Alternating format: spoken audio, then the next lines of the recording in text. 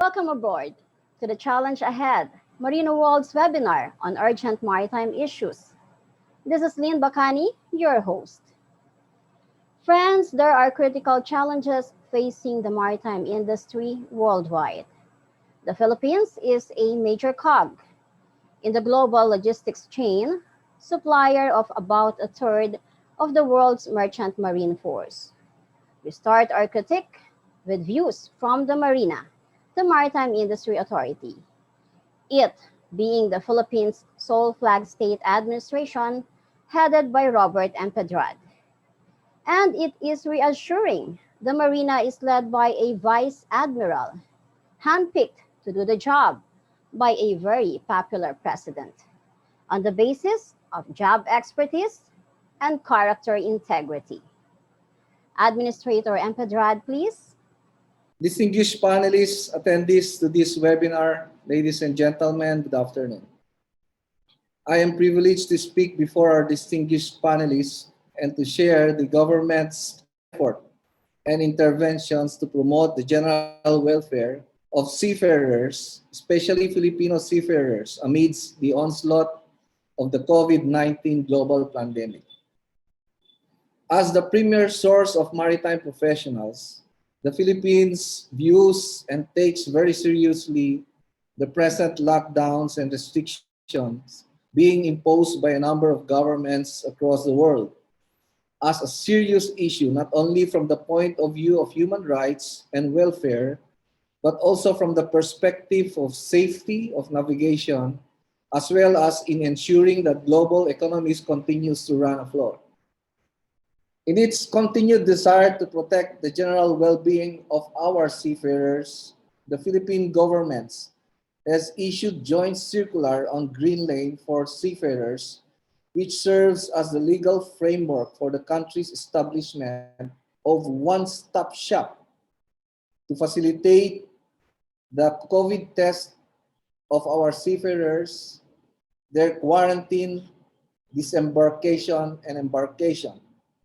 The joint circular consolidates all the protocols issued by concerned government agencies relating to crew change and repatriations of seafarers, whether they are Filipinos or foreign seafarers. Thus, the establishment of one-stop shop near the ports areas to speed up the facilitate the crew change and restrict the movement of our seafarers. These are the one-stop shop that were established already by the Philippines government. We have opened the port of Bataan, the port of Subic, port of Manila, port of Cebu, and as I speak to you today, we are opening the ports of Davao as a hub for international crew change. And later on in the month or early December, we will open up Batangas ports for international crew change.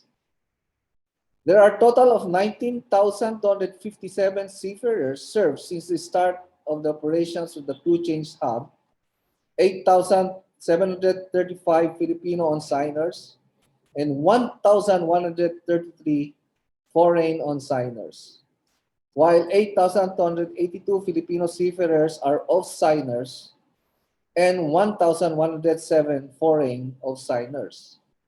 Another initiatives of the maritime industry of the Philippines is to ensure the continued protection of Filipino seafarers serving on board ships from being subjected to stringent port state controls and to facilitate the processing of statutory certificates of our seafarers.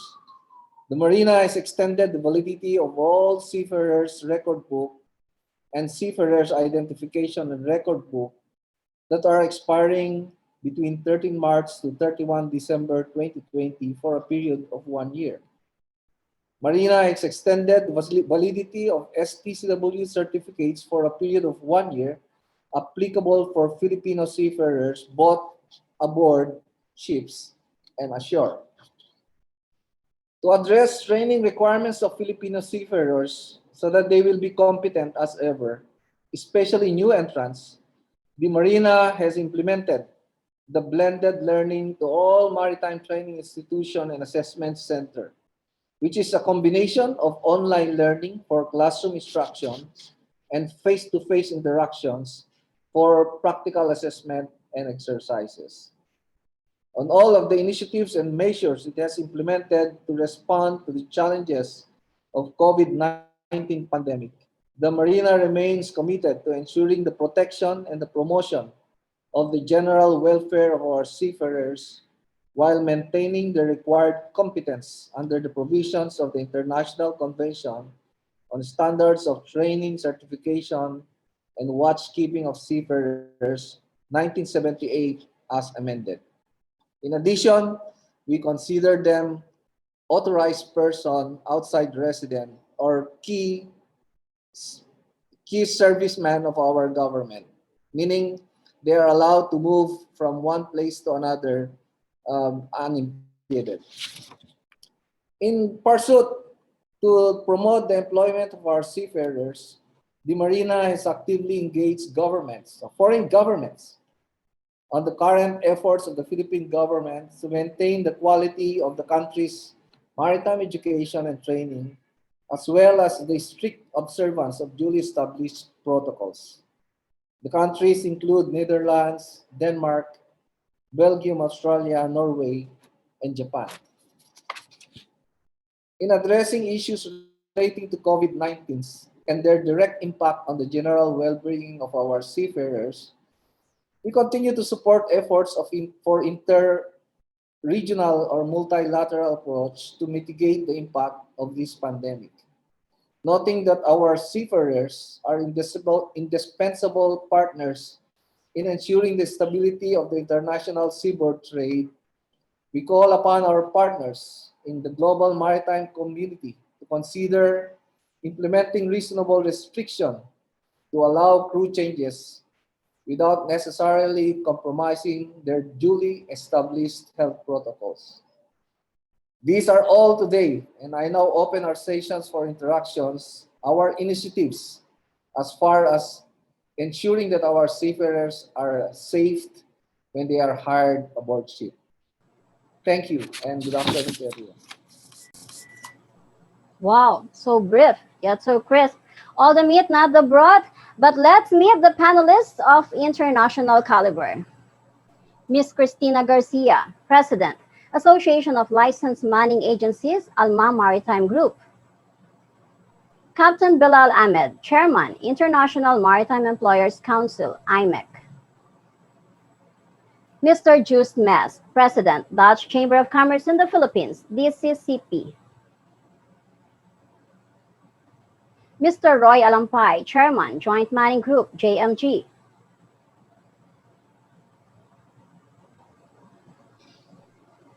Dr. Conrad Oka, President, Associated Marine Officers and Seamen's Union of the Philippines, AMOSUC. Mr. Irfan Rahim, Head, Special Projects, Maritime Safety Division, International Maritime Organization, IMO. Mr. Stephen Cotton, Secretary General, International Transport Workers Federation, ITF. Mr. Carl Martin Fannesen, President, Philippine-Norway Business Council, PNBC. Captain Kuba Simansky, Secretary General, Intermanager. Mr. Roger Harris, Executive Director, International Seafarer Welfare Assistance Network, ISWAN. Panelists, the gates are now open. Captain Kuba, your reaction, please. Very good afternoon, everyone. My reaction first. First of all, I would like to congratulate Philippines for taking proactive action. We need to put the figures into perspective. So every month before COVID, 42,000 Filipino seafarers had to fly out. We are hearing now 19,000 from ports. Obviously, airports are working as well. But you guys have to ask yourself a question, is it good enough? I'm afraid, as far as I'm concerned, from Isle of Man and probably from Europe, it's not good enough. We've got a problem, Houston. You are working on it. We are trying to help you. As you can see, the international crowd is very, very happy to help Filipinos. But you need to help yourself as well, especially politically in provinces. It doesn't help. I appreciate the fact that shipping industry is not recognized, even in Philippines, where a lot of kabayans, a lot of seafarers are breadwinners. They are working for the families. But in provinces, sometimes people are afraid that somebody is coming from outside and bringing COVID. We need to work on it. We had the same situation here in Europe, but I believe we overcome that. Now, if we don't have enough Filipinos going out, we cannot send Filipinos back home because they are not being relieved. Good ship managers are looking into this issue and replacing Filipinos with other nationalities. So ask yourself a question, is this really long term? Do you really want this? I'm not trying to blackmail you, I'm not trying to threaten you. This is the statement, this is the reality check. I see more and more Polish and Romanian officers going on board now, where it used to be Filipinos. The reason is there are no Filipinos coming out of Philippines. So that's my reaction. Thank you. Administrator Empedrad, your response? That's a great reaction, sir. Well, based on our report, starting July, August, September, October, November, we have some 150,000 seafarers that went out. So you mean, I mean, there are 30,000 each month. This is a great improvement since the start of lockdown. When we start establishing our one-stop shop, the one-stop shop allows us to conduct RT-PCR quarantine procedure, and we open up ports so that the ships are coming here so that we can do crew change. Um, and I think we have improved. I understand what you are saying, sir, that it's very hard to go to the province, very hard for our seafarers to move on from one place to another. That has changed a lot already. And I personally believe in what we are doing today, that slowly we are coming back in increasing our on-signers to be employed aboard ship. And as we open our ports, making our country as international hub for crew change, I am very confident that we will get back our place as the number one producing seafarers in the world. Thank you. Captain Ahmed, your reaction, please. Good afternoon, everyone. I think going straight to some of the issues that probably keeps us busy every day is that in the beginning of the COVID crisis, we didn't know what to do. Then gradually we learned what needs to be done. And as the crisis affecting the global trade, and then we have started doing things. And while doing this, we realized that some of the protocols, some of the practices that we are doing in the Philippines does not satisfy some countries. It does for some, it doesn't for some. This difference in standard has created problems, which means that not having a higher standard of processing the Filipino seafarers for international travel means that people are arriving on ships, a very small percentage with COVID positive cases. And that means that the foreign countries, wherever this has happened, they tighten their rules and regulations. And last couple of months, we have seen even crew changed, joined in the Philippines, had carried the virus to other countries such as Australia. What I'm trying to say is that we need to have a unified standard for all manning agents to follow that is strict enough to filter positive cases not going onto the ships either in Philippine ports or taking a flight to join a ship abroad. I think later when I have an opportunity, we can talk about a joint project, which I'm sure Mr. Cotton will speak about as well, that we are trying to achieve the standard that is needed by some of the countries. When you process crew at a higher standard, you are not only allowing the crew to join, you are also protecting Filipino job, as Mr. Kuba was mentioning earlier. So I think one of the important thing I would like to bring on this seminar today is that how do we standardize the crew joining protocol that is at a higher level and not allowing any LMS to send people who are not properly screened. Thank you very much. Mr. Mess, your view or that of DCCP, please. Well, of course, we've been monitoring the crew changes and the green lanes on behalf of our members. Yeah, I think the developments of the latest months are quite good, and I must give credit to Marina because I remember Vice Admiral coming up with the plan in June, but then we didn't hear anything for 2 months, and suddenly this started moving, and it's now getting some momentum. Unfortunately, it's unfortunate that it had to take that long. I mean, we're now 8-9 months into the crisis, but now there's real momentum. If you look at the monthly crew changes necessary to just keep the rotation planning, that stands about 1,300 to 1,400 per day. And October was the first month that, according to the data of seafarers coming back, released from quarantine facilities, it was 1,700 per day. So that's the first time that it was well above the required numbers. So that means from October, only from October, we've been starting to work on the backlog of overdue Filipino seafarers. So that is a good development, but it took a lot of time. And like I agree with Cuba, it has done also some damage because, some owners have chosen for other nationalities in the meantime, and we just hope that they come back to the Philippines, but that is not sure. I think still, if you look at the challenges now, like Cuba said, it's all the local restrictions that are still there that still make it difficult for Filipino seafarers to come to Manila. I think that, and another thing is still the restrictions on the airports on the maximum number of people coming in. Ideally, I would say if you consider seafarers key workers, you should have an additional quota for just seafarers. Because if you don't raise the quota, the airlines will not raise the frequency of flights. And that is really hampering the possibilities to bring home seafarers. But all in all, I mean, the developments of the last months, I mean, opening the extra ports, that is now visible.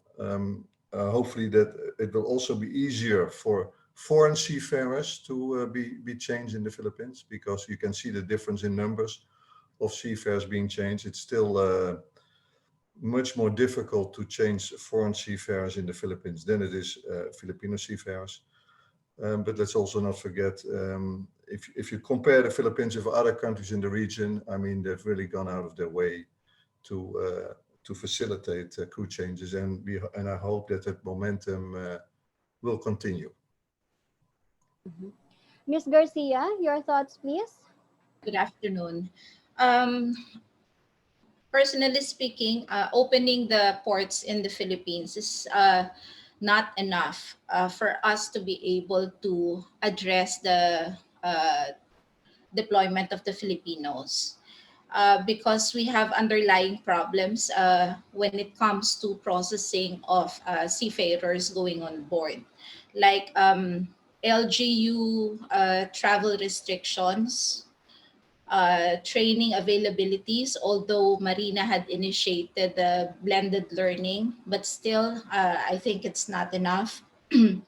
Releases of documents like passports, we're having really difficulty securing schedules for renewals for the Seaman's Book and passports.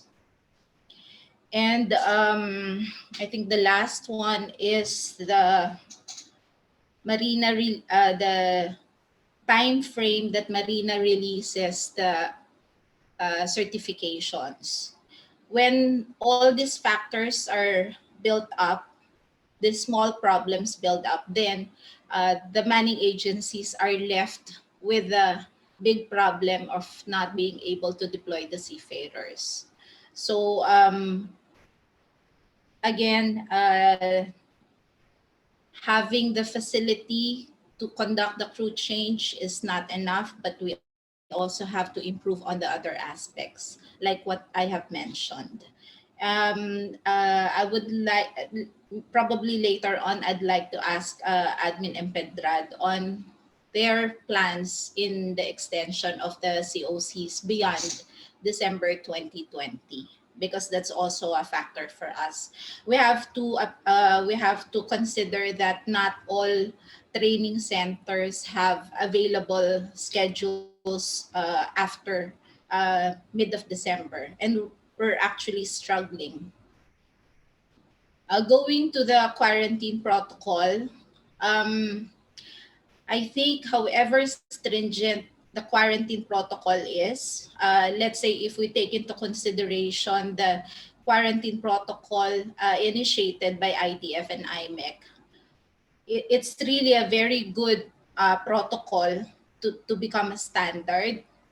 But we also have to ensure that the seafarers are protected during transit, not only going through the airports, but also going on board. So we really have to find that gap and find solution. So that's all from me. Mr. Alampay,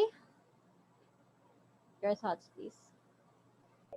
Good afternoon to everyone, and thank you, Lynn, for inviting me as a panelist. I would like to, first of all, I would like to commend being, a major stakeholder in the mining industry, what our Philippine government has done through Marina in opening up the systems and facilities for us to be able to rotate our Filipino seafarers on board. As what has been mentioned by the gentleman from the Dutch Chamber of Commerce and Shipping, the last 2 months has shown some kind of a major movement in the replacement of crew. But I would also like to maybe make a request on this forum, what the Asian Ship Owners Association has done in requesting the Asian governments to also open up their ports for crew change. I would say, being in the mining industry, that it is easier for us to change crew in the United States, in some open ports in Europe, and even in South America, compared when we have a ship that it's going to, say, our neighboring countries like Indonesia, Malaysia, Thailand, or even Vietnam, whose ports are not still open for crew change, and they are, very near our country. So through the Asian Ship Owners Association, where the Philippines is a member, in fact, we are the Philippines is the vice chair of the Seafarers Committee. We are requesting these countries nearby to open up their ports for crew change, not only for Filipino, but for other nationality as well. Maybe the template of what the Philippine government through Marina has done would be a good example to follow. No? But overall, there is already a momentum. And one request that I would like to make to Admiral Bob Empredad, who is a very close friend of mine, is that maybe in opening up this so-called one-stop shop for crew replacement, I would like to request that the stakeholders, like the mining industry, be consulted for so that we can maybe contribute the what we call the best management practice that can be implemented on this one-stop shop facilities that would facilitate the crew change. Thank you very much. Admiral and Pedrad, how does the views of our panelists relate to your views? Yeah, sure. First of all, when we have received a report from Australia that our seafarers that boarded the ship were tested positive of COVID-19. I think 17 of them. So the Philippines government, through the Department of Transportation, conducted a investigation on what happened.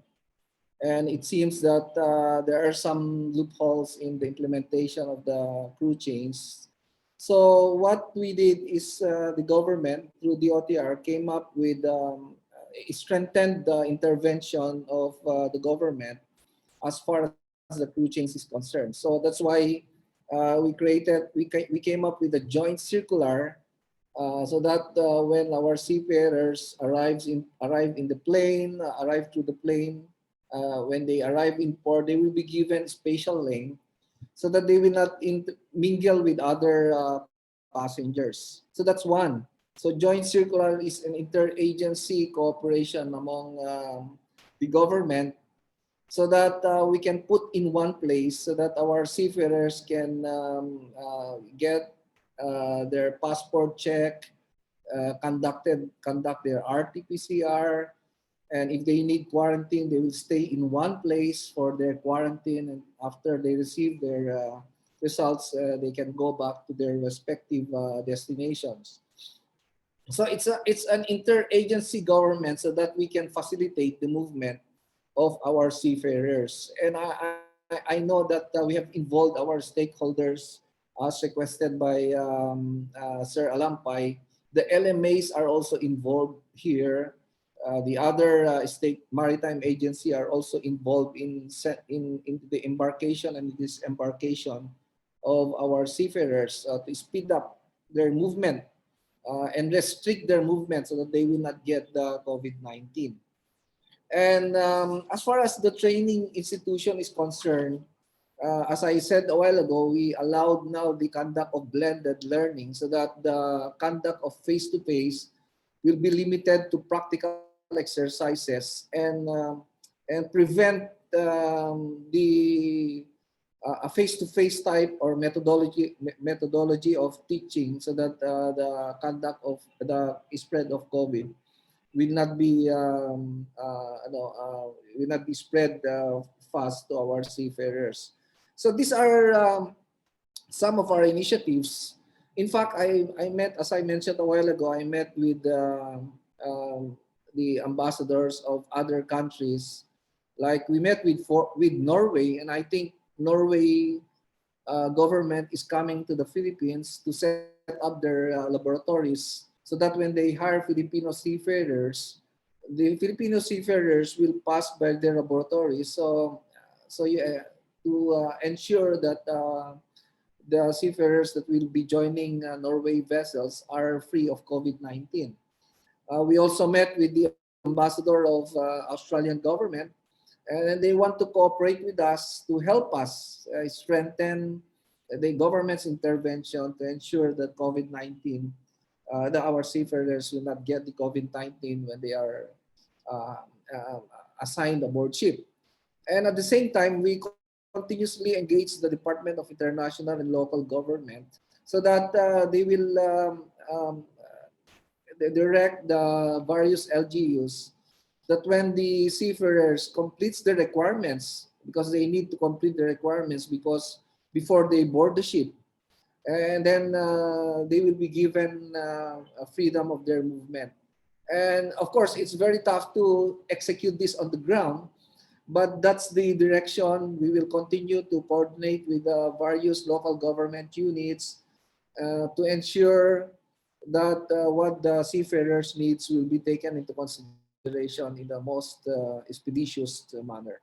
So That's my reaction so far with all the comments, and I'm very grateful on your comments. And rest assured that if there are that I will look into your comments and discuss this with our government or IATF, so that we maintain our position as the number one producing seafaring manpower in the world. So that's it. Thank you. Okay, things are flowing well, but let's chill a moment for our sponsors. In behalf of the National Maritime Polytechnic, I would like to extend my warmest greetings and congratulations to the Marinoworld as you celebrate your 15th anniversary. Over the years, your publication has been the source of relevant information to the maritime industry, providing news and industry trends for the benefit of the maritime community. I also commend your efforts in organizing this event, the Marina Maritime Question and Answer. With this undertaking serve as a venue and opportunity to exchange views and ideas for the betterment of the maritime industry, especially in these trying times. NMP is always open for collaboration or partnership undertakings that give priority to our seafarers and maritime allied professionals such that we all together empower them for a better and sustainable Philippine maritime industry. Once again, congratulations and mabuhay!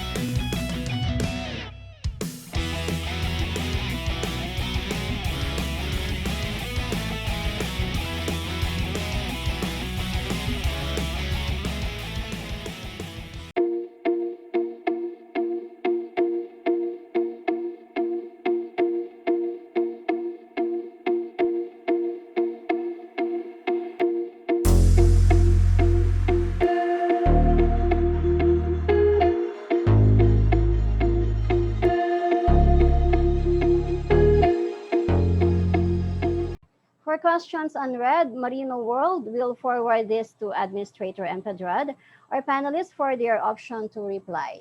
Webinar proceedings shall be sent by email soon. It is also uploaded at the Marinoworld website, FB page, YouTube channel, and LinkedIn group. Friends, let's continue dialogue.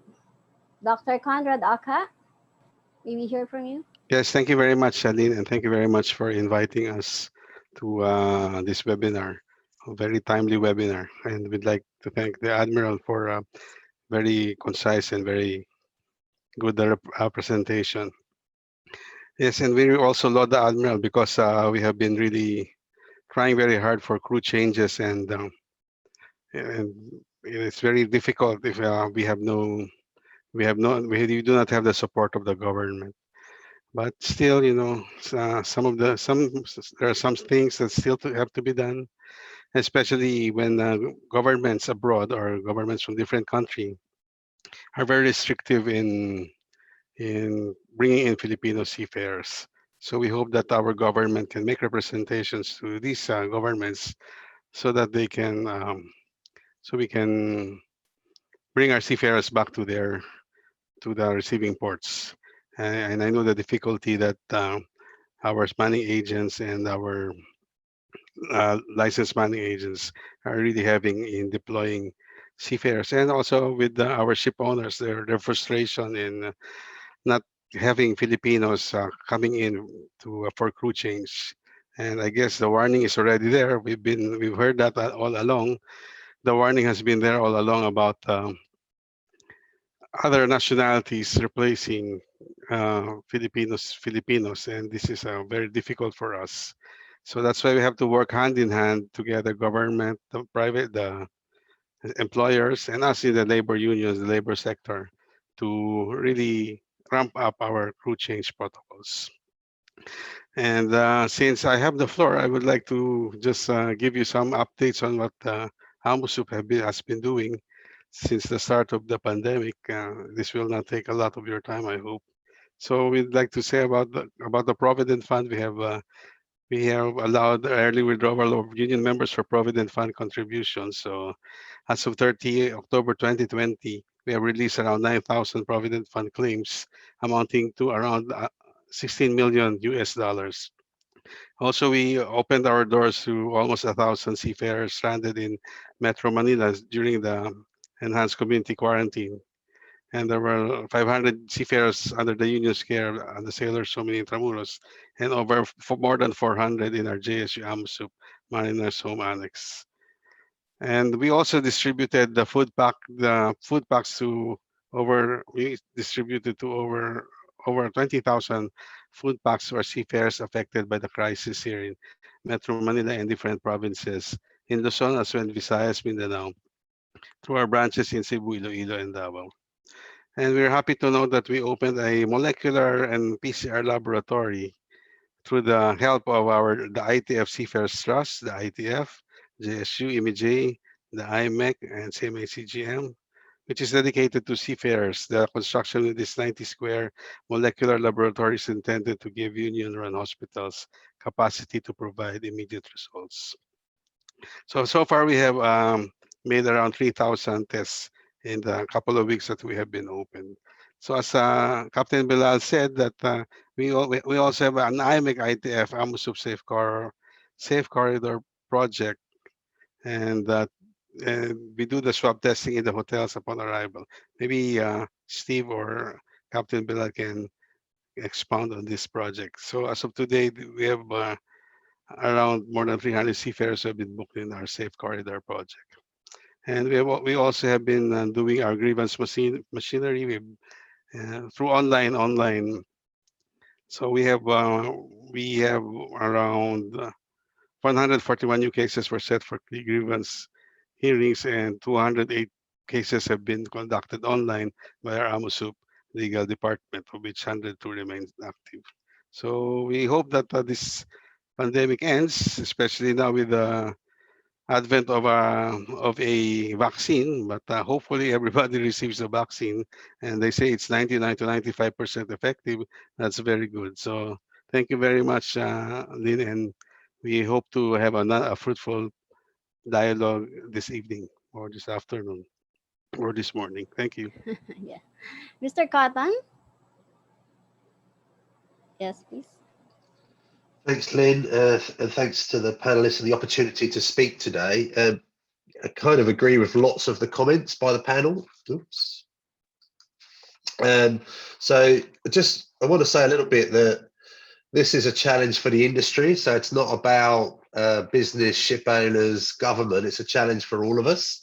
And as my colleague Bilal says, who I've seen more over this crisis than I have my family on a weekly basis, we've been coalescing, cooperating, trying to find solutions. And I want to congratulate the Philippines government for trying to find solutions, but I think we all recognize that the impact in getting this right will have an impact on the labour market for our Filipino colleagues.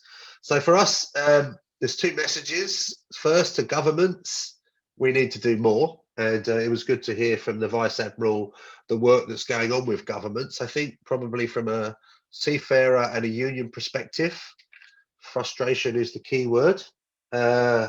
Government departments struggle to make decisions that cross boundaries, and we've seen a lot of the transport ministries around the world where we've been working with the ICS and all partners supporting the movement of seafarers, but we've then seen the health departments in this crisis having more authority when it comes to finding solutions. So somehow, and I kind of consider we're in the second phase of this, we need to find a more dynamic way to cut through the bureaucracy. And those are key issues, whether you're a manning agent in the Philippines or Maersk or MSC or one of the biggest liner companies, we're all facing the same challenges. Interagencies, I think, as we, Bilal and I hope to get on about the Philippines pilot. Never seen such levels of cooperation between all of the employers' representatives, ourselves, and frankly, the UN agencies, all the way up to the United Nations Secretary General, who's issued a number of statements on seafarers.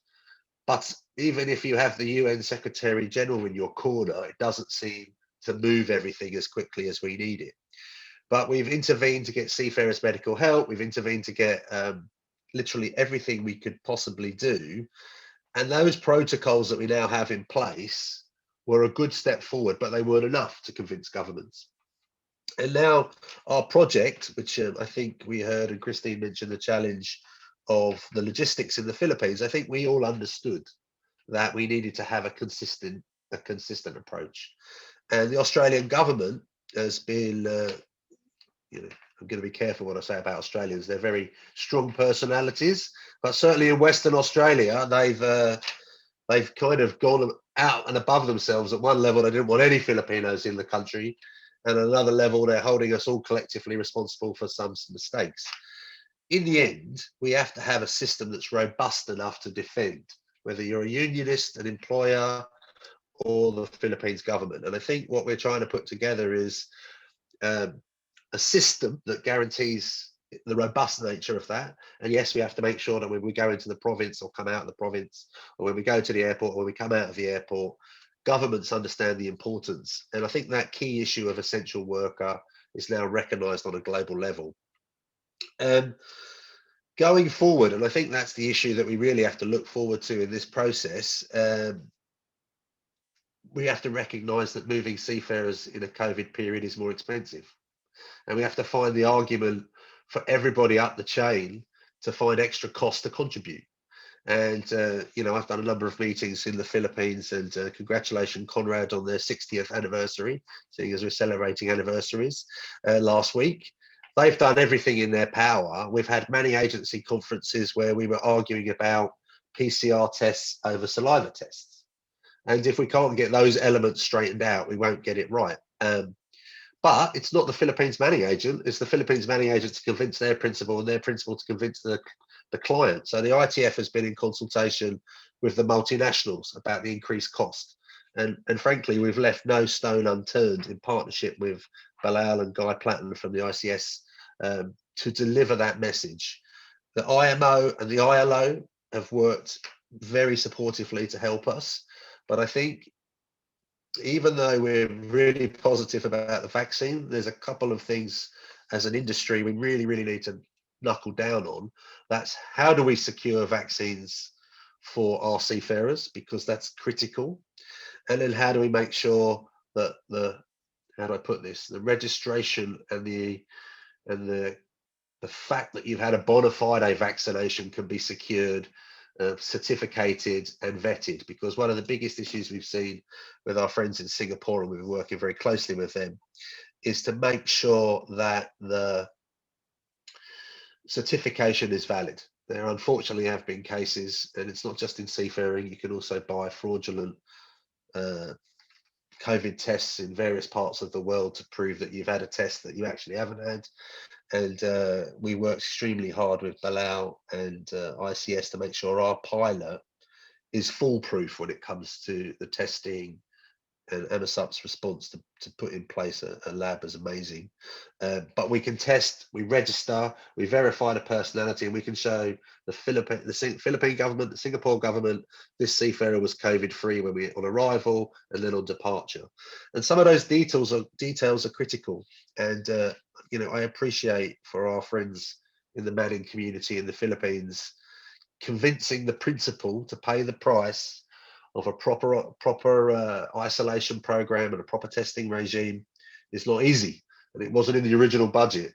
But our job is to communicate that COVID has a price, and And we're doing our bit to the shipping industry's clients, bankers, Unilever, the Global Consumer Forum, to say, look, you've got to recognise it's going to cost more to move seafarers, and if you want COVID-free seafarers, you've got to respect the protocols. So I think mine is a message of fantastic collaboration across all the industry. Too slow, so there's some problems with our industry because we're a bit fragmented. But let's prepare ourselves not for a short-term future, for a long-term. We're going to have to make sure we vaccinate seafarers. We're going to have to make sure we have valid certification. And one call on the government in the Philippines, and we tried to get airlines. We have to get the cost of civil aviation movement down to help with that process, and that means we have to be able to guarantee we can move more Filipinos through the airports. And we know the politics of overseas workers is a challenge, but the global economy depends on shipping, and shipping depends on Filipino seafarers. So we need to take that to mind, and the ITF is here to help in any way. Thank you. Okay. Mr. Fanison, your thoughts, please. Yes. Good evening, everyone in Manila, and good afternoon and morning to the rest of us, wherever we may be in the world. I think I will start by linking back to something the Admiral said, and I can confirm that the love affair between the Norwegian Ship Owners Association and the Filipino seafarers is continuing. The program put in place by the Norwegian Ship Owners Association in the Philippines is incredibly robust and proves a strong commitment both from the side of the Philippines, including all authorities engaged in the program, and also from the side of the Norwegian ship owners. The Marriott close to the airport is by now, jokes have been made that we should register the Marriott in the Norwegian International Ship Registry, because there are so many Filipino seafarers with contracts for Norwegian ships in it that it's almost akin to a ship by now. Now, when we are where we are, it's important to recognize, as representatives from both IMEC and ITF have said, that this is a global crisis where for the longest time we only saw local solutions. And that makes it incredibly difficult to deal with. There is movement from multiple stakeholders now, IMO amongst them.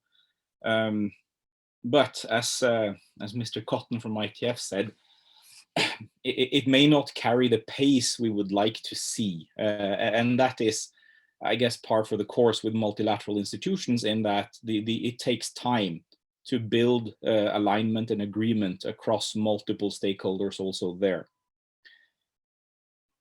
In the middle of all of this, I think, speaking on behalf of the Philippine-Norway Business Council, we see a lot of right moves coming out from Marina. I think the recent announcement on the extension of certificates is absolutely the right thing to do in the situation we are today. So well done to you, Admiral, and your team. We support that move completely.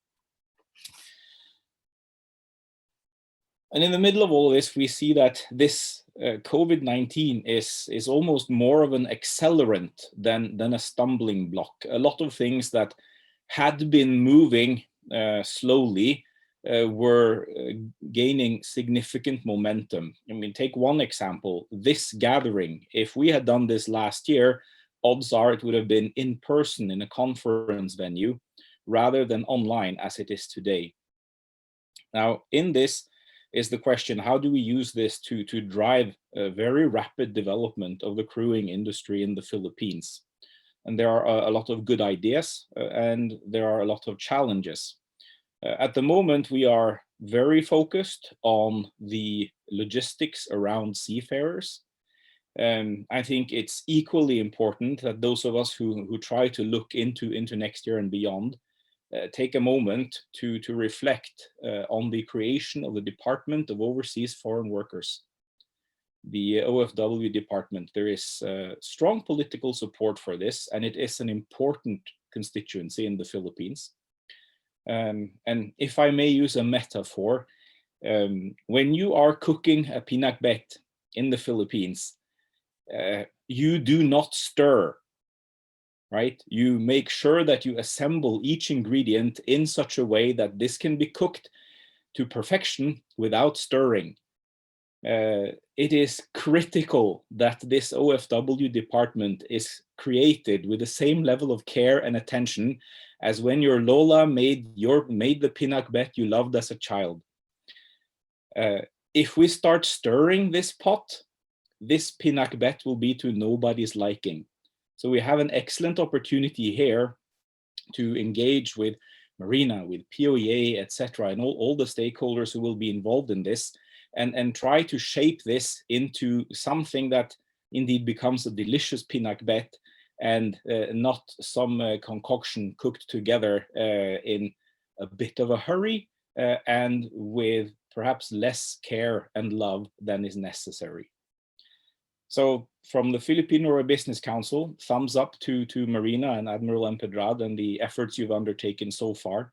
We recognize all the efforts done by the industry in the Philippines. It covers AMUSUP, it covers the training centers, it covers the health clinics who have been having to deal with extreme requirements at very short notice. And we hope sincerely that the movements from IMO and others will put an end to this, and that we can begin to see the logistics flowing. And as I said, for those of us who deal with this in the Philippines on a daily basis, let's keep an eye on the Department of OFWs and make sure we do what we can to bring that off to as smooth a start as possible during next year. Thank you. Administrator Empedrad, your response, please. Well, thank you. I got a lot of good points from our panelists. We have to remember that we have one Filipino seafarer out of 4 aboard ship globally. So that's 25%. So it's tough. We have a lot of seafarers. In fact, as I speak to you today, there are still 30,000 Filipino seafarers that are still aboard ship with extended contracts, and that we are doing our very best to send them home as soon as possible. I would like to thank the AMUSUP for always helping out Marina or the government in providing solutions to this pandemic issue. It's very tough. This is the first time to have a pandemic that affects everyone, including the movement of supply chains and safety of the ships, the safety of the seafarers, even their morale are going down for a very extended period of time at sea. So I believe they were able to come up with a good laboratory equipment and quarantine procedures, which they presented to us, which I believe would be helpful to our government if we consider allowing them to use their processes so that our seafarers can do their RT-PCR quarantine and embarkation in a more expeditious way. Yes, it was mentioned that we extended the certificate of our statutory certificate of our seafarers. We are studying if we can extend further the statutory certificate beyond 2020. And now we're going to come up with our advisory as soon as possible, so that the movement and our seafarers will always have the current certificates while they are still on board. In addition to this, we are maximizing the use of the digitalization. In fact, our seafarers can now do online application of their statutory certificates.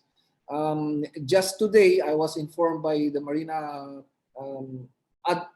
financial or budget that we can now do online payment of our of all these statutory certificates that are being applied to Marina online with Land Bank for the first time that we are doing that.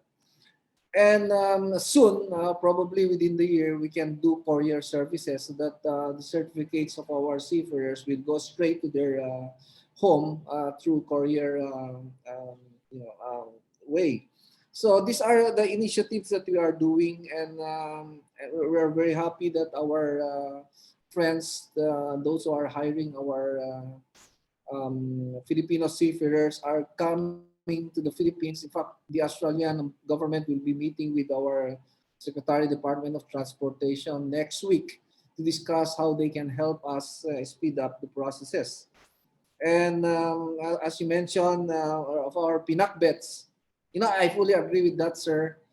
But in collaboration with the other countries, if you want to put some spices to make our pinakbet more delicious, so you come here and help us out, and giving you peace that our collaboration will come up a better solution in speeding up the movement of our seafarers, then we are here to listen. I always believe that plans fail for lack of counsel, but with many advisors, they will succeed. And that's my administration as far as I'm concerned. I always get the counsel of our stakeholders because we don't have we don't dominate the solutions to this problem. This is the first time for the pandemic, and your collaboration is the key to ensure that the movement of our seafarers are expeditious and COVID-free. So thank you very much. Let's now hear from IMO. Mr. Rahim, please. Okay. Thank you, Lynn. Yes. Greetings to all. Um, I could say ditto and just say thank you very much and sign off now. Clearly, the COVID-19 pandemic has changed the way we do things, and though there are success stories, there is a consensus that more needs to be done. In the next 5 minutes or so, I will try to defeat the fundamental laws of physics and give you a quick background what IMO has done so far, and then I will give some personal views, my own views, and I think you will find them thought-provoking and thought-stimulating.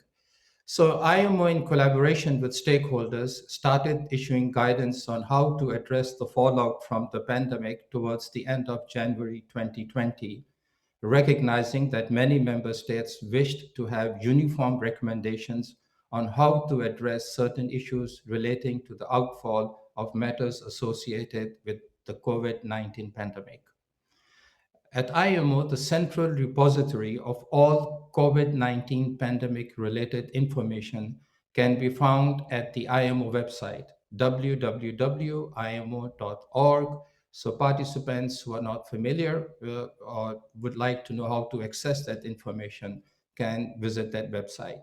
This website contains relevant information, including the advice issued through circular letters 4204 and addenda, and provides links to various related information resources. You may also access related MSC circulars that urge governments and authorities to establish coordinated, proactive, and pragmatic approaches for the integrity of the global supply chain. They recommend to designate seafarers and marine personnel as key workers and encourage to also take a pragmatic approach regarding seafarers certificates, which I understand Philippines is doing. Now, my key question over here is, do we have an internationally recognized definition of key worker, though the intent is very clear?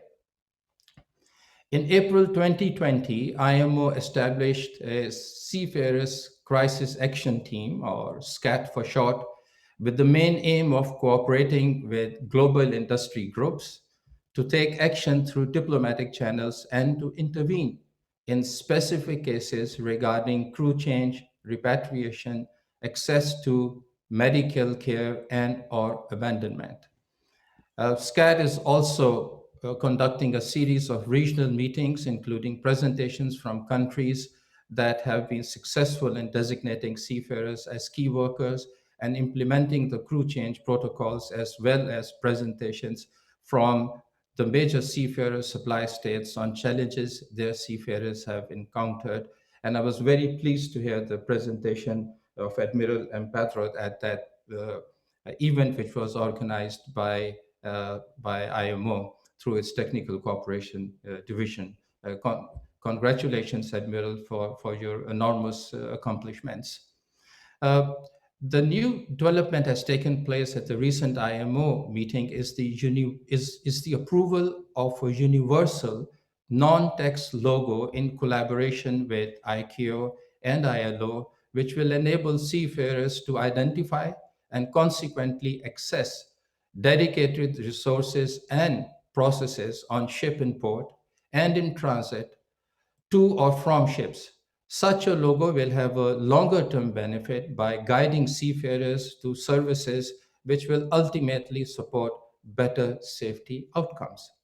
Furthermore, the development of an IMO GESIS module, which will provide names of countries where crew changes may take place, should encourage countries to provide such facilities and to get their names in the module. To the best of my knowledge and understanding, there is no such provision or practice of name and shame in the United Nations system, but I stand corrected or educated. I will share some personal views which are not necessarily those of the organization. The issue that confronts us today is of mammoth economic and social proportions. Collectively, we are working to address matters which have confronted us in its light. The Asia and Pacific region is a major supplier of seafarers and the driving force of world economy too. As inter alia, its share of global maritime trade is circa 62%. And shipping is essential, and so are our seafarers, as without them, essential items to sustain us would simply not move. We are way away from the development and deployment at a large scale of maritime autonomous surface ships. So we need our seafarers. It is common knowledge that there are some 400 seafarers at sea who are in need of repatriation. The exact figure is not important. However, let us not forget that for every seafarer awaiting relief, there is a seafarer ashore who is awaiting employment. For how long that seafarer should and can wait.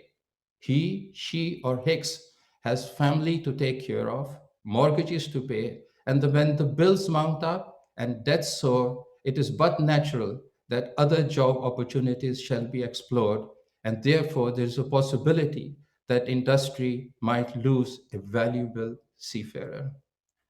The provision of access to online, including hybrid training and education, and refresher courses will, in addition to keeping the seafarer ashore engaged with maritime fraternity, strengthen his, her, or his professional knowledge and skills. It is imperative that seafarers must be declared as key workers by all countries while having a consensus on who is a key worker. Regarding the provision of fast tracking the movement of seafarers through airports, it would be appropriate to work towards providing them with similar facilities as those provided to air crew, perhaps working towards calling the air crew channel at airports to maritime and air crew channel, which once national administrative measures are in place would be simpler to implement. A lot has been said about countries not doing enough to facilitate the repatriation of seafarers. I would, however, tend to sympathize with the predicament of some of those countries, particularly the small island development states and the least developed countries, as those countries might not have enough facilities in place or resources to handle seafarers who might be infected with COVID 19. In such cases, though we have ample guidance in place, there might be a need to strengthen our related capacity building activities. There is an observation that our permafrost regions are under the glaring threat of thawing in light of irregular changes of temperatures globally. We do not know what is in store for us once that happens, as that region has been frozen for thousands of years, if not more. Do those regions have buried some form of new and unknown viruses which will surface and we would have to face and endure? It's clearly that threat is bigger than the threat of rising sea levels. Finally, though more has to be done and can be done, if IMO is perceived as working hard to address issues surrounding COVID-19 pandemic, then it is a success story of our United Nations family. Our partnership with industry representatives, majority of them I see over here, and most of all our membership, which has always strived hard to collaborate and join hands to address collectively, actively, and decisively matters pertaining to maritime affairs. We deliver as one, and I have every confidence that through our cooperation, through our friendship, through our will and dedication, we will overcome this crisis as well. Thank you very much again. Mr. Harris from ISWAN, your thoughts, please. Thank you very much for inviting me. I'd just like to say, really, I agree with a lot of what's been said, but also I think to remind everyone behind all these figures, these tens of thousands of seafarers, they're individual human stories. We run a helpline, Seafarer Help, and since March, we've been getting 3 times the number of calls from seafarers, from many Filipino seafarers. We know with the problems around crew change and repatriation, we know that many seafarers have been on board longer than a year, so 12, 14, even 16 months. And many of these seafarers are calling our helpline. They're psychologically and physically stressed. We've had calls with seafarers who have had suicidal thoughts. There've been an increase in suicides. We've worked with a couple of shipping companies. We know of the tragic case of the murder on board of the vessel that went into the US.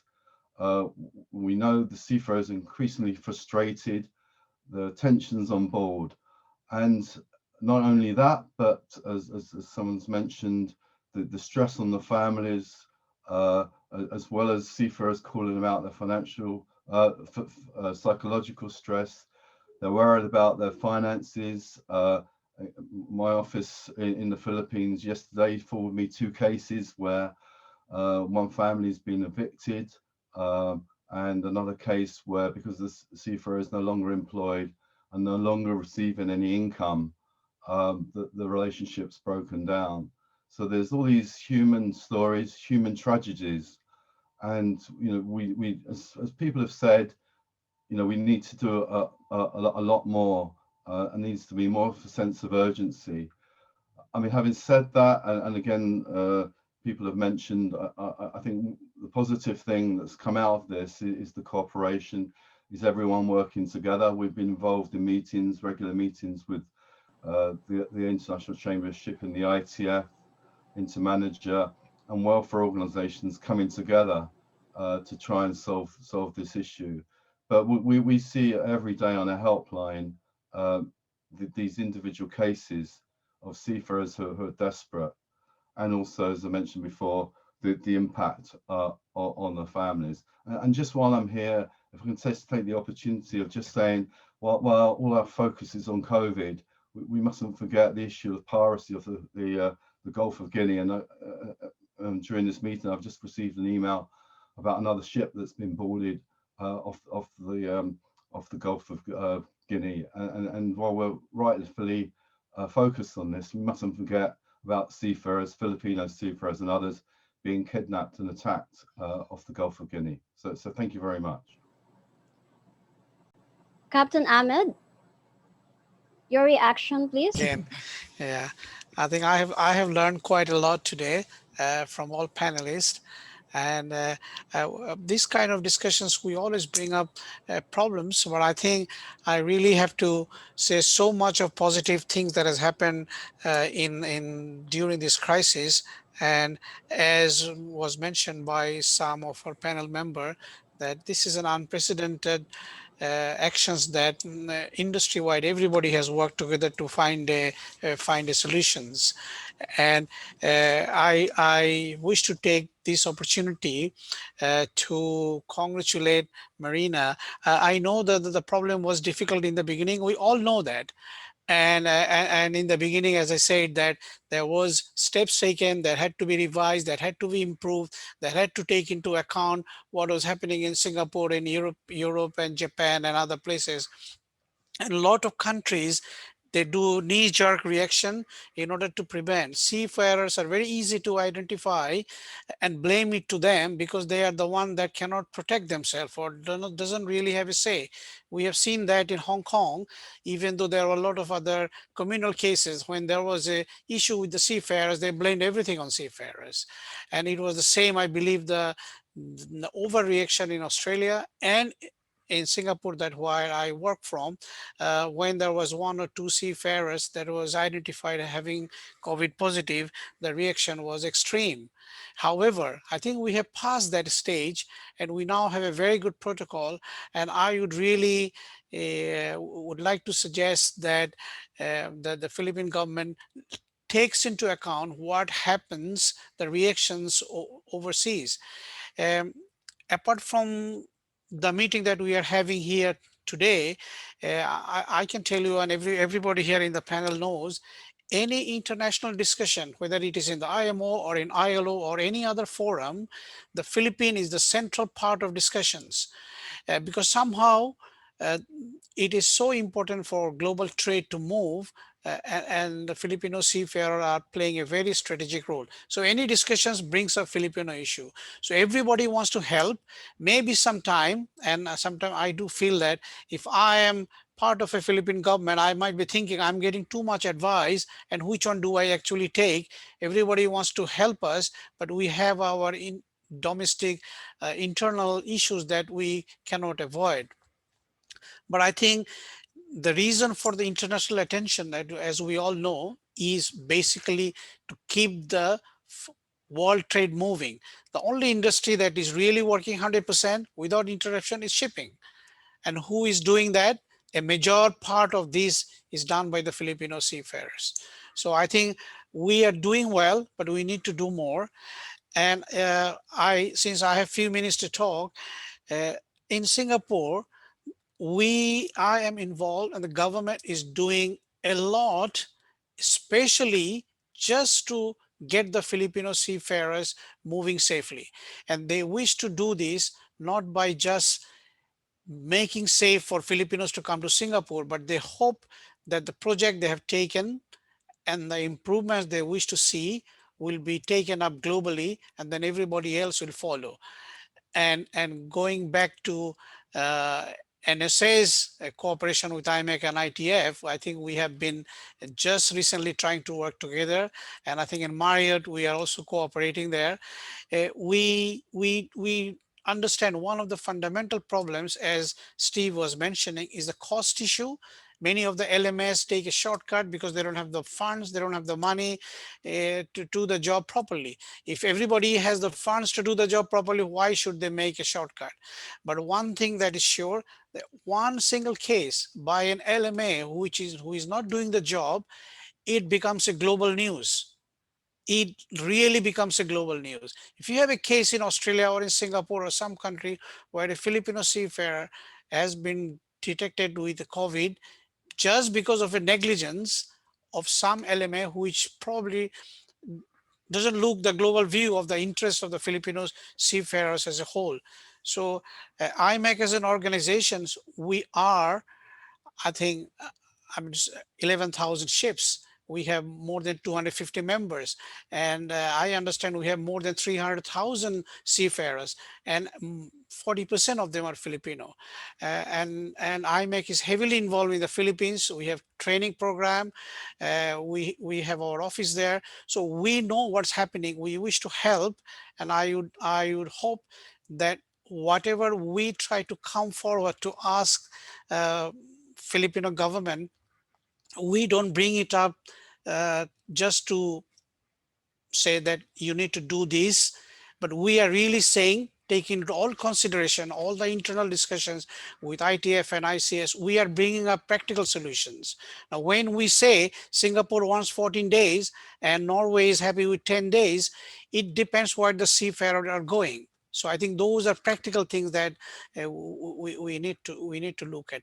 Please consider the globally almost all organizations and countries are trying to help Filipino seafarers get on board properly. and nobody else knows better than Dr. Oka, because we call him every time to say, this is what we like to do. This is what we like to see. So yeah, I think in a nutshell, this is what I would like to say. While I was in this conference, one of my fellow board members from IMEC sent me a message that, can you bring up one specific issue where if you have seafarers joining in Manila and the ship is coming to Singapore and the crew has not done quarantine, you can have a problem for that ship even to come alongside, because then the authorities wants to check every seafarer before the ship comes in. So again, it goes back to the protocol and what we should be doing, whether the seafarer is going abroad to join a ship or joining a ship while the vessel is still in port. Thank you very much. Captain Cuba, has the administrator answered your concern? Captain Cuba. Yes, I believe so. Yes, thank you. And I would like to reiterate, and we absolutely appreciate that. Actually, looking at the different countries and where I'm sitting, I can deal with European countries and Philippines. I have to admit that Filipinos were always very quick. I admire individuals who are actually working for the government because they are knowledgeable, they are approachable. We can have a dialogue. I wish we could if we could clone Marina people and place them in some European countries, I would be delighted, because it's very difficult in some places. I wanted to make one comment though, and I wouldn't like to, well, Australia, let's call a spade. With Australia, they are making a lot of fuss about Filipinos, but actually, if you look at this, they've got more more Australians who are bringing COVID to their own country than the Filipinos. But obviously, who is going to write about Australians? Nobody. But Filipino, oh yes, we can hang on somebody, so they do that. And I feel very sorry that it's actually Filipino, because it could be British, it could be Polish, it could be Romanian. It's unfortunate fact that it is Filipino. I would like to applaud IMEC and ITF for the trials and trying to walk the talk for the things, people are saying that we need to do something, and these two organizations agreed to actually think, create, and execute. And now we are all benefiting from it. So thumbs up for you guys as well. And to answer your question, yes, I am satisfied. Thank you very much, everybody, because I think it was a very fruitful discussion. And those of us, 78 people listening to us, hopefully they will share my sentiments. Then it was a very good seminar. Thank you. Well, there are questions from our attendees emailed to us and from the chat room about EMSA, but I think we need another webinar for that.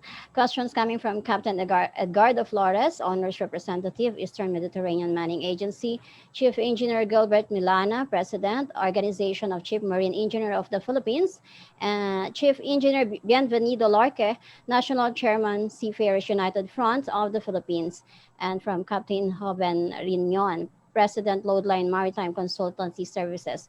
Again, questions unread will be forwarded to Administrator and Pedrad and the concerned panelists. Mr. Mess, your thoughts, please, again. Well, I don't have much to add. I saw there was one question about visas, and we really didn't touch that here. Mm-hmm. At the moment, there are very few governments, maybe no governments, that are willing to look at temporary lifting visa restrictions. So you have the situation also here. If you want to do a crew change in Europe and you go for a new visa, you have to come in person to Manila. And that in itself is already an exciting activity. On the other hand, foreign seafarers who want to do a crew change in the Philippines have to also go in person to the embassy.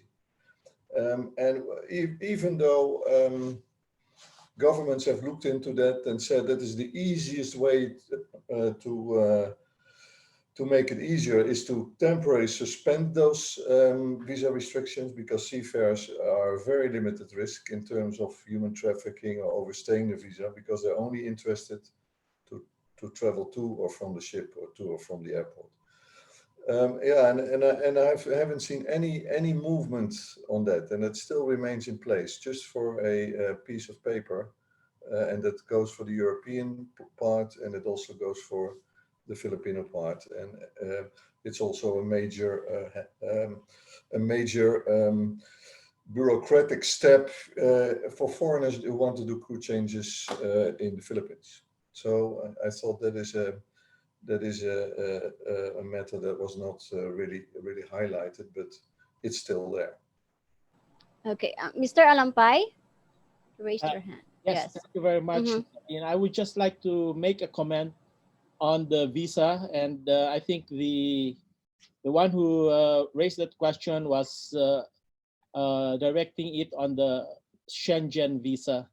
I would like to share with everybody that there was this recent pronouncement from the ILO that the review group, the tripartite review group of the ILO, has recommended to the governing body of ILO to endorse the recommendation for the recognition of the Philippines to have complied with the minimum requirements for the issuance of SID.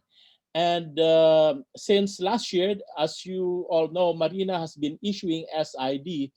So in connection with that, I would like to make an appeal that maybe through our gathering and group here, maybe we could make representation to the Schengen authorities that if a Filipino seafarer is already holding an SID, then the requirement for Schengen visa can be waived. There is a precedence already here because like Britain, they are exempting Filipino seafarers joining at their ports if they are holding Panama or Liberian license, because these two state members have ratified ILO 108, which is the precedence of ILO 185.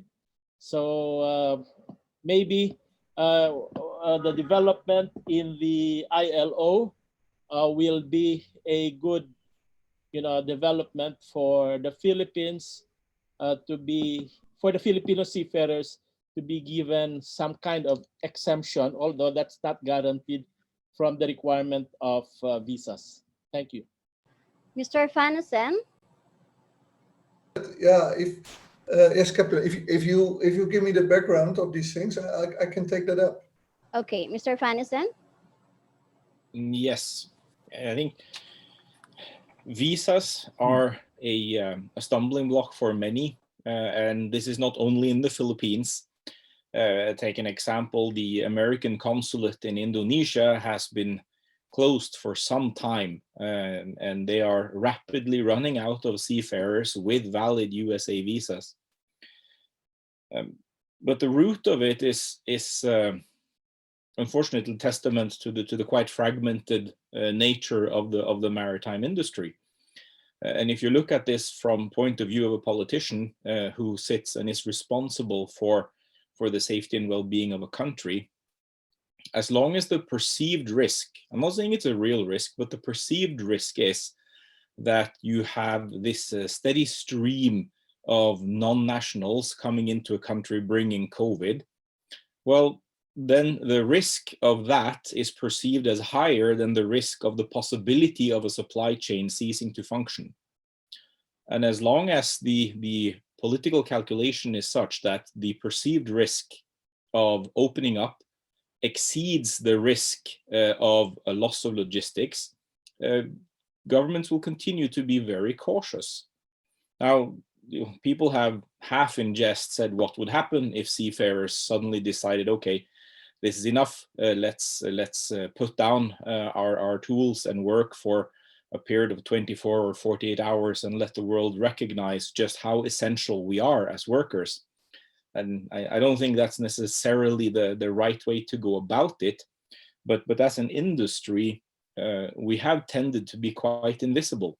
And that means that in a time like this, developing that visibility and becoming, again, listened to takes time. Dr. Oka? No. Let's hear from Dr. Oka. I again. was caught by surprise there. Your Anyway, final thoughts, please. anyway, I think everything has been said and done, or has been said already. And we look forward really to an open dialogue with everybody. Just keep an open mind, I think. Just have an open mind. Keep the lines of communication open, and I think we can solve this problem really. So I'd like to thank everybody, especially to Captain Bilal and Vice Admiral Empedrad. Also, my boss, Steve Cotton. Hi, how are you? Roy and Mr. Rahim. Mr. Mess, how are you? I think we should have been negotiating this year, but I don't know what's happening right now. Also, Roger, hi, how are you? And the Vice Admiral and Tina, and also Captain Cuba.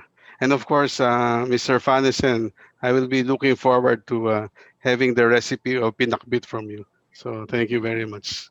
Thank you, everyone. So that's it. Time is really relative, as Albert Einstein believes, a second too long on a burning stove, an hour too short with a loved one. We don't want to stop the flow, but time's up. We even have extended to overtime already. Now, for his wrap up, our primary guest, Administrator Empedrad, please. Thank you, Lynn. First of all, congratulations for this is a work of art that you have put here in line with your 15th anniversary celebration of the Marino. Thank you for organizing and thank you for inviting me. But before I proceed, I'd like to just add to the issue of visa restriction. This is a major concern indeed. And we hope that the SID will put a stop on the issue of a visa because based on ILO, this can replace the visa for seafarers to go on leave when they are in other countries. But we are engaging the Department of Foreign Affairs to ease up the requirements of a visa for our seafarers, especially foreign seafarers who are doing crew change in our country. One particular problem that I'd like to share is aside from ensuring that the seafarers are free of COVID, is the high cost of doing crew change, not only in our country but even in other countries, very high cost of doing a crew change. And I'd like to assure everyone that as we open already 5 ports, and we're going to open 2 more ports. This will certainly bring down the cost of doing crew change in our country. And there are people who are taking advantage of this and they ask excessive prices like tugboats, the movement of ships, and movement of seafarers. And the government is on top of this. In fact, we are undergoing an investigation for a particular agency that's putting up a very excessive price in the process of crew change. And hopefully this will go down. The price of doing crew change will go down, considering that we have so many Filipino seafarers that needs to be repatriated in our country. And there is a recommendation that we can, if it's possible, that we come up with the chartered flights for our seafarers to bring them to the port so that they will not mingle with other passengers. It's a good suggestion. Also, I'll try to ask this, request this from the IATF if we can put a charter the flight for seafarers who are going to the ports where they can board ships and do not mingle with other passengers. Just recently, I would like to inform everyone that there are 37 Filipino seafarers who were missing after their ship sank in the coast of Japan. I think that's 3 months ago. And, it's a very sad incident for us. And we realize how important the seafarers are. And when they perish at sea, they don't receive any benefits from the government. So we are legislating a bill so that if a particular seafarer dies at sea, Their families will be given benefits like house and lot, and probably a stipend and a scholarship for their children who are studying in school. That's one that we are coming up to. And the other one is to build a condominium for our seafarers, some 300 to 500 rooms, where a one room can have all the amenities like a restroom, a good air conditioning unit, and they can use that for a minimal price. So when our seafarers comes to Manila and follow up all the requirements, they will be given a space, living space where they will not acquire the COVID-19. So these are the initiatives that we are doing for our seafarers. We consider our seafarers as our modern heroes, and it is the intention of the administrator to come up with initiatives to ensure that the moral and welfare of our seafarers are taken into consideration, especially their loved ones. And yes, I forgot to mention the engagement of Singapore with our country. The engagement is very robust, and and our country is open to collaboration with the stakeholders like the LMAs. It was mentioned that some LMAs are doing shortcuts, but we are meeting with them from time to time. Tina is also an LMA, and hopefully they will stop doing the shortcuts because every time that there is a problem, the entire industry is affected.